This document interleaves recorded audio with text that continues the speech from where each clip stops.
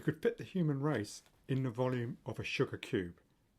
The reason for that is that matter is extremely empty.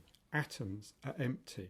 We've all got a picture in our mind, probably from school, of an atom as a kind of miniature solar system with a nucleus at the centre, like the sun, around which electrons orbit like planets. But that doesn't really give you an idea of how empty atoms are. The best picture I can think of came from the British playwright Tom Stoppard. He said that if the nucleus were like the altar at the centre of St Paul's Cathedral, then an electron was like a moth in the cathedral, 1 minute fluttering by the altar, the next by the dome. But even this doesn't really give you an idea for how empty atoms are. I can tell you how much empty space there is in an atom as a percentage. I'm going to count it off on my fingers.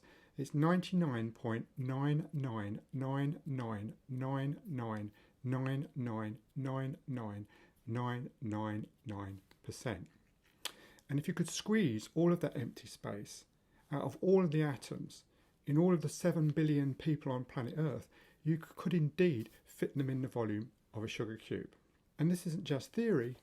There are objects out in space where all the empty space has been squeezed out of the atoms. They're called neutron stars. They're the end point of the evolution of massive stars, which explode as supernovae.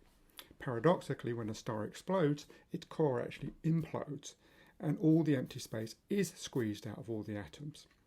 And if you could actually go to a neutron star and dig out a chunk the size of a sugar cube, it would indeed weigh as much as the human race. So the question is, why are atoms so empty? Why is their nucleus so small compared to the overall atom? And the answer to that is quantum theory. Quantum theory is our very best description of the microscopic world of atoms and their constituents. It's given us computers and lasers and nuclear reactors. It tells us why the sun shines and why the ground under our feet is solid. But it also provides a really counterintuitive picture of reality. The building blocks of matter, the ultimate building blocks, electrons and atoms, have a curious kind of dual nature. They can behave both as point-like particles, like tiny billiard balls, and spread out waves, like waves on a pond. Now don't even try and get your head around it because it's actually impossible.